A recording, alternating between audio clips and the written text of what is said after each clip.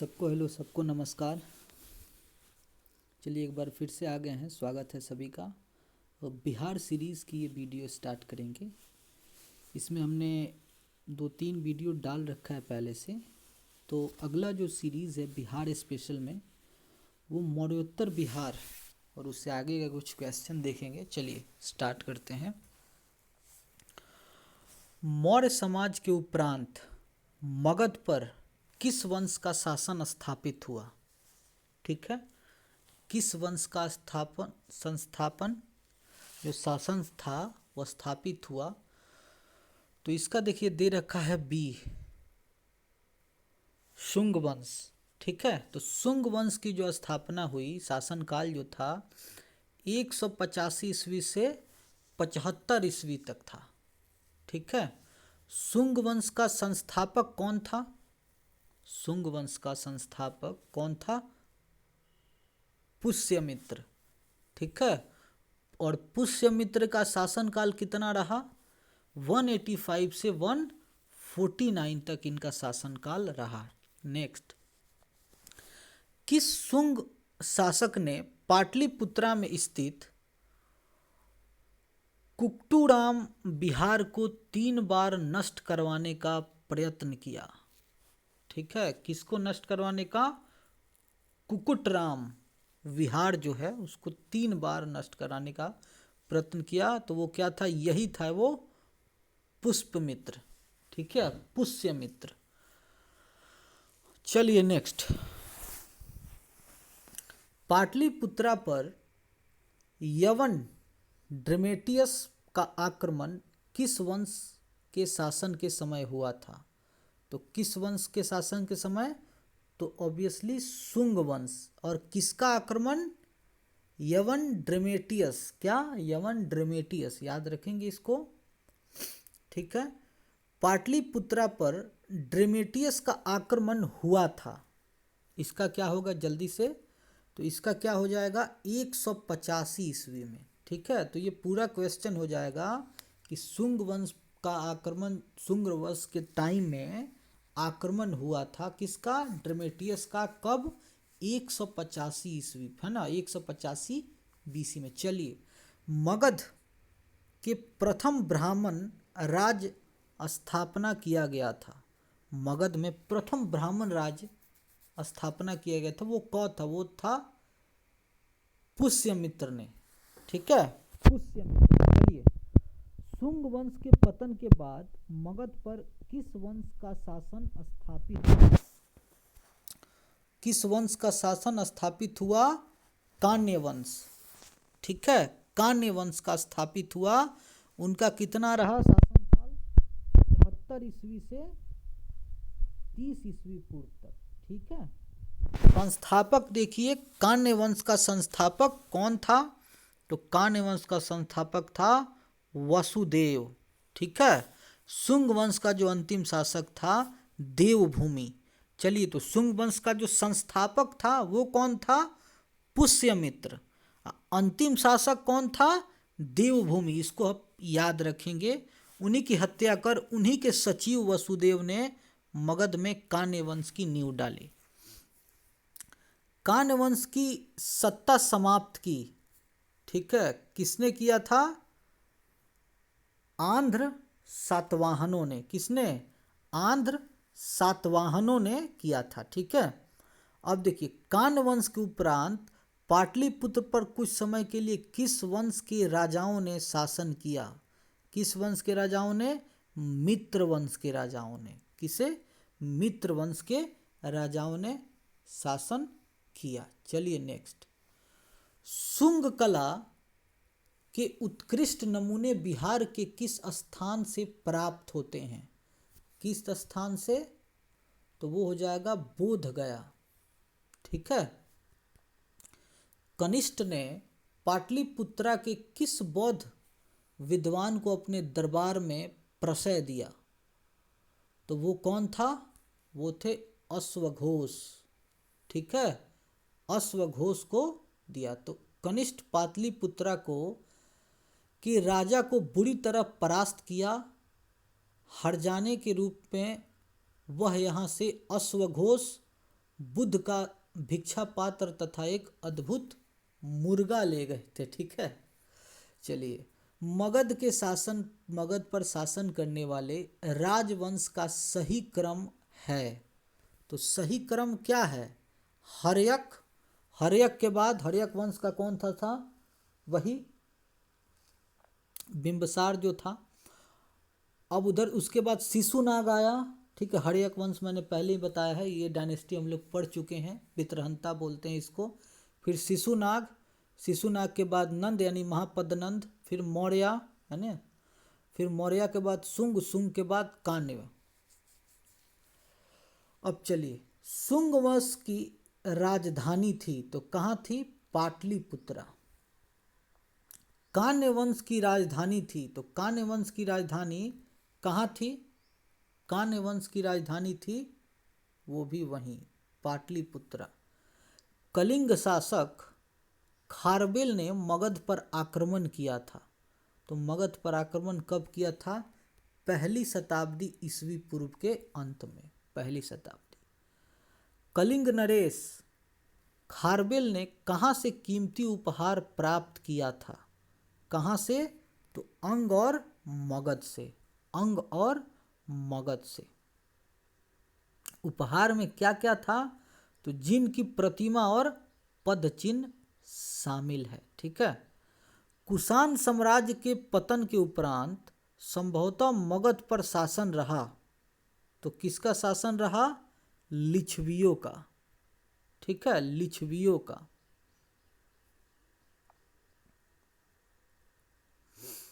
गार्गी संहिता में पाटलिपुत्र पर यवनों का आक्रमण का उल्लेख है।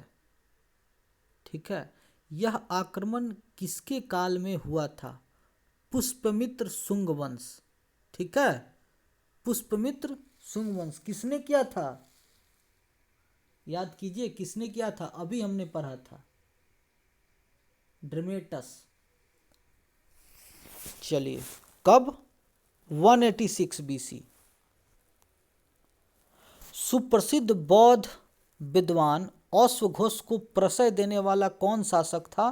तो अभी हमने पढ़ा क्या? कनिष्क। चलिए, अब गुप्तकालीन बिहार पढ़ते हैं। गुप्ता जो वंश था, गुप्ता डायनेस्टी, गुप्त वंश। चलिए, चंद्रगुप्त प्रथम का राज्य अभिषेक हुआ था, कहाँ हुआ था? पाटलिपुत्रा में। ठीक है, अच्छा, चंद्रगुप्त के पाटलिपुत्रा में राज्य अभिषेक और गुप्त वंश की स्थापना का वर्ष था। तो वो किस वर्ष हुआ था? 320 में। ठीक है, गुप्त वंश की स्थापना 320। ठीक है, और चंद्रगुप्त का आना एक ही बात है ना। चलिए, किस शासक ने वैशाली के ऋच्छवी राजकुमारी कुमार देवी से विवाह किया था? तो किसने किया था? चंद्रगुप्त प्रथम। ठीक है, चंद्रगुप्त प्रथम। चलिए, चंद्रगुप्त प्रथम ने 320 ईस्वी में महाराजधिराज की उपाधि धारण की थी। याद रखिएगा इसको, महाराजधिराज की उपाधि किसने धारण की थी? चंद्रगुप्त प्रथम ने। किस वंश का? गुप्ता वंश। ठीक है, कब की थी? 320 में। चलिए, तो उपाधि धारण की थी। ठीक है, तो ये क्या हो जाएगा? पाटलिपुत्रा में, है ना। किस शासक ने स्वयं को लिच्छवी दोहित्र कहा था? लिच्छवी दोहित्र कहा था, तो क्या हो जाएगा? समुद्रगुप्त। बिहार में गुप्त शक्ति का संगठन का श्रेय किसे दिया जाता है? तो वो दिया जाता है चंद्रगुप्त द्वितीय को। समझ गए? गुप्ता साम्राज्य की राजधानी थी पाटलिपुत्रा। किस शासक से श्रीलंका के राजा मेघवर्मन ने गया में एक बौद्ध मठ स्थापित करने की अनुमति मांगी थी? ठीक है, तो किससे? समुद्रगुप्त से। तो इसमें बहुत क्वेश्चन हो जाएगा कि एक बौद्ध मठ जो है स्थापित किया था गया में। ठीक है, किसके शासनकाल में? राज मेघवर्मन ने समुद्रगुप्त में, समुद्रगुप्त के शासनकाल में। और समुद्रगुप्त के शासनकाल में उल्टा कर देना इसको आप। नालंदा विश्वविद्यालय की स्थापना का युग है कौन सा? गुप्त।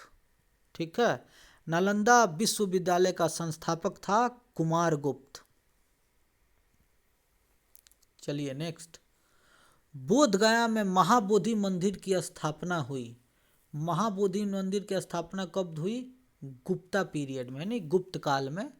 चीनी यात्री फाहियान कितने समय तक पाटलिपुत्र में रहा था? कितने समय तक?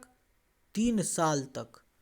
चंद्रगुप्त द्वितीय के शासनकाल में फाहियान भारत भ्रमण पर आया था। ठीक है। आर्यभट्ट का संबंध किस नगर से था? पाटलिपुत्रा से। चलिए अगला, गुप्त काल की एक सुंदर कार्तिकेय की मूर्ति किस जिले में प्राप्त हुई थी? कार्तिकेय की मूर्ति गुप्ता काल में तो शाहाबाद। बिहार में 7.5 फीट ऊंची बुद्ध देव की एक पीपल की मूर्ति प्राप्त हुई है। बुद्ध देव की एक पीतल की मूर्ति प्राप्त हुई है 7.5 फीट की। कहाँ? सुल्तानगंज से। राजगीर के मणिनाग मंदिर में पत्थर पर खोदे हुए गणेश, विष्णु और नागिनों के चित्र हैं। यह किस काल के हैं? गुप्त काल। चलिए नेक्स्ट, राजगृह में स्थित जरासंध की बैठक का निर्माण किस काल में हुआ माना जाता है? किस काल में हुआ माना जाता है? गुप्त काल में। तीरभुक्ति यानी कि आधुनिक दरभंगा का राज्यपाल था कौन था? गोविंदगुप्त। ठीक है, गोविंदगुप्त कौन था? चंद्रगुप्त द्वितीय का पुत्र था वो। बिहार में बौद्ध विहार का प्राचीनतम केंद्र था तो वो क्या था? नालंदा। नालंदा विश्वविद्यालय किसके लिए प्रसिद्ध था? बौद्ध धर्म दर्शन। ठीक है, बीपीएससी 42वीं में ये प्रश्न आ चुका है। तो बीपीएससी वाले विशेष ध्यान दें इसे, और बिहार एसआई मेंस जो चल रहा है वो भी ध्यान दें इसे। नालंदा में अवस्थित भारतीय विश्वविद्यालयों में फाहियान किसके शासन के दौरान आया था? चंद्रगुप्त विक्रमादित्य। ठीक, अब चलिए नेक्स्ट,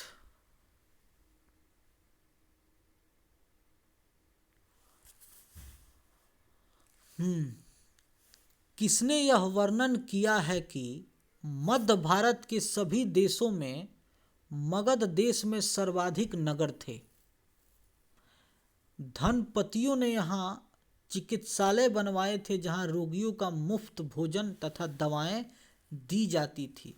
तो ये क्या है? फाहियान। गुप्त संवत का आरंभ होता है कब से?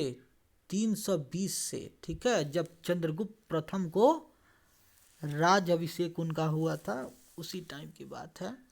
निम्नलिखित शासकों में किसे भारत का नेपोलियन कहा जाता है? नॉर्मल प्रश्न है लेकिन पूछता है ये समुद्रगुप्त को।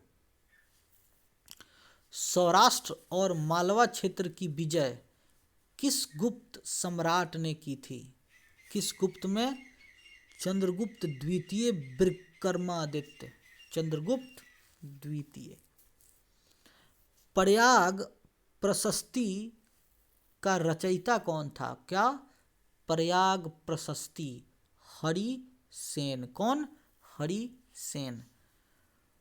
किस गुप्त सम्राट ने दक्षिण भारत में सफल सैनिक अभियान किए? किसने? समुद्रगुप्त ने। प्रयाग प्रशस्ति में किस सम्राट के विजय अभियानों की चर्चा है? ये देखिए समुद्रगुप्त। ठीक है, तो इसको याद रखेंगे। समुद्रगुप्त पे क्या लिखा, एक तरह की ये कह सकते हैं, ठीक है, कि एक बायोग्राफी हो गई। लिखा था इसको हरिसेन ने। गुप्त साम्राज्य के पतन का क्या कारण थे? गुप्त साम्राज्य के पतन के क्या कारण थे, तो इसका क्या हो जाएगा, सी, यानी कि हुनों का आक्रमण। ठीक है, कमजोर शासक, ये तो ऑब्वियसली होगा। देखिए ये क्या है कि ऑब्वियसली होगा कि उस टाइम कमजोर शासक, ये एक वैलिड पॉइंट है। कोई भी डायनेस्टी है उसका अगर पतन हो रहा है तो ये एक वैलिड पॉइंट है, इसको आप लोग कंसीडर करेंगे। आर्थिक संकट, इसको भी आप कंसीडर करेंगे। ठीक है, ये दो मतलब क्या है कि प्रोबेबिलिटी इनकी ज़्यादा है कि ये कारण होगा ही होगा। ठीक है, मगध पर मिहिर कुल का आक्रमण किस शासक के समय हुआ था, तो नरसिंह गुप्त, नरसिंह गुप्त, नरसिंह गुप्त। चलिए, गुप्त काल ज्ञान विज्ञान के विकास का स्वर्णिम युग था, ये तो है। ये आपका मंदिर भी बना, फिर उधर नालंदा विश्वविद्यालय था। ठीक है, इसमें योगदान करने वाले विद्वान थे।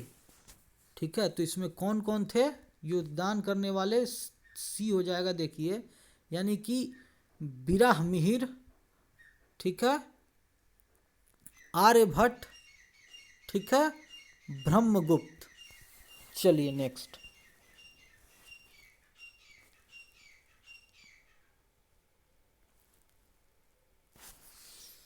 मगध के परवर्ती गुप्त शासक।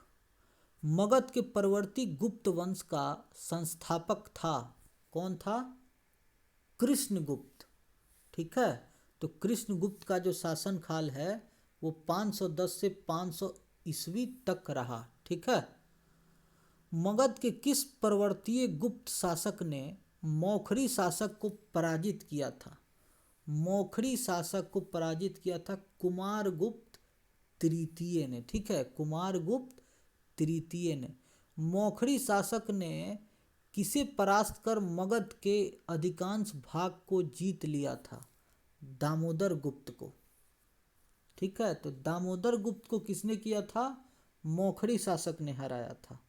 अब मौखरी शासक को किसने हराया, कुमारगुप्त तृतीय ने। हर्षवर्धन ने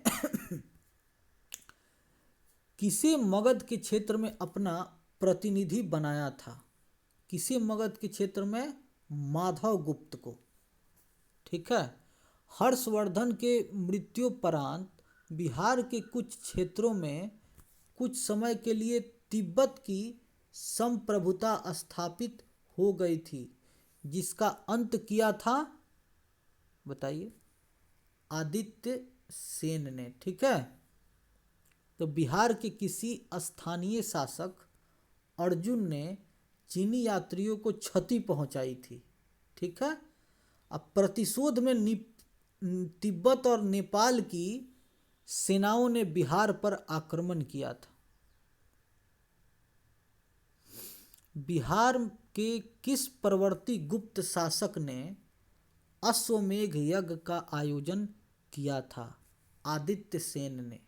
ठीक है, आदित्य सेन ने, याद रखेंगे। मगध के परवर्ती गुप्त वंश का अंतिम शासक, गुप्त वंश का अंतिम शासक कौन था, जल्दी से, ये हो जाएगा जीवित गुप्त द्वितीय। क्या, जीवित गुप्त द्वितीय। ठीक है, अब देखिए, तो इसका जो संस्थापक कौन था, परवर्ती गुप्त वंश, कृष्णगुप्त। संस्थापक कौन हो जाएगा, कृष्णगुप्त। अंतिम शासक जीवित गुप्त। और अगला जो ये खत्म हो गया उसके बाद कौन आया, उसके बाद इनको कन्नौज के शासक ने परास्त किया था। ठीक है, चलिए, कन्नौज के शासक ने जीवित गुप्त द्वितीय की हत्या कर इस वंश का अंत किया था। चलिए नेक्स्ट, भारत के किस परवर्तीय गुप्त शासक को असंख्य शत्रुओं का विजेता कहा गया, असंख्य शत्रुओं का विजेता, यानी कि कृष्णगुप्त को। ठीक है, कृष्णगुप्त को। यह विद्वानों द्वारा सदा घिरा रहता था। ठीक है, चलिए अब इसको थोड़ा सा मेल मिलाप कीजिए। ठीक है, क्वेश्चन नंबर जो 9 है इसका जो मेल मिलाप कीजिए, क्या होगा इसका आंसर दे रखा है सी 2431, 2431 यानी कि हर्षगुप्त। तो हर्षगुप्त का क्या वीर योद्धा दे रखा है। चलिए, कुमारगुप्त महाराजा धीराज, ये तो हमने अभी पढ़ा। ठीक है, चलिए, जीवित गुप्त राजाओं में सिरमौर। ठीक है, और ये हो जाएगा आदित्य सेन परम भट्टारक महाराजी धीराज। ये देखिए, कंफ्यूज नहीं होना है अपने को कि कुमारगुप्त को क्या महाराजा धीराज हो गया, उसको उन्होंने उपाधि उस टाइम हुआ मिली थी, धारण किया था, जो भी है। और एक है क्या परम भट्टारक महाधीराज, तो वो किसको आदित्य सेन को मिला था। ठीक है, चलिए नेक्स्ट, भारत के किस परवर्ती गुप्त सम्राट के बारे में कहा गया है कि उसने समुद्र तट तथा हिमालय के शत्रुओं को जीता था। समुद्र तट तथा हिमालय के शत्रुओं को जीता था जीवित गुप्त। हर्षवर्धन की मृत्यु के बाद मगध के अंतर्गत एक विस्तृत साम्राज्य स्थापित करने वाला पहला शासक था आदित्य सेन। ठीक, आदित्य सेन। मगध के किस परवर्ती सम्राट ने परवर्ती गुप्त सम्राट के शासन काल में चीनी राजदूत हुएन सेंग भारत की यात्रा की थी। आदित्य सेन। ठीक है, वैंग हुएन से, वैंग हुएन से। ठीक है, चलिए किधर गए, हाँ, मगध के परवर्ती गुप्त शासकों का सही क्रम है, इसका सही क्रम क्या है दे रखा है बी। ठीक है, क्या है सही क्रम, तो संस्थापक कौन था कुमारगुप्त, उसके बाद हर्षगुप्त, जीवित गुप्त, कुमारगुप्त, दामोदर गुप्त, महासेन गुप्त, देवगुप्त, माधव गुप्त और आदित्य सेन। चलिए नेक्स्ट, गुप्तोत्तर युग और बिहार। ठीक है, चीनी यात्री इत्संग बिहार का भ्रमण किया लगभग कब 673 ईस्वी में। ठीक है, 673 ईस्वी में इन्होंने क्या था कि लगभग 10 साल तक क्या है नालंदा विश्वविद्यालय में शिक्षा प्राप्त की। देखिए 40वां यानी कि बीपीएससी 40वीं में प्रश्न आ चुका है। हर्षवर्धन के समय में बिहार राज्य में कौन सा विश्वविद्यालय प्रसिद्ध था, नालंदा विश्वविद्यालय। चीनी यात्री हुएन सेंग ने किस विद्यालय में अपना अध्ययन किया था, सीधी सी बात है नालंदा विश्वविद्यालय। कब की बात है 635 से 640 यानी कि 5 साल तक अध्ययन किया था। हुएन सेंग ने पाटलिपुत्रा की यात्रा किस वर्ष की थी, ये पूछता ही है, लगभग इम्पॉर्टेंट प्रश्न है ये। ठीक है, 635 सन में।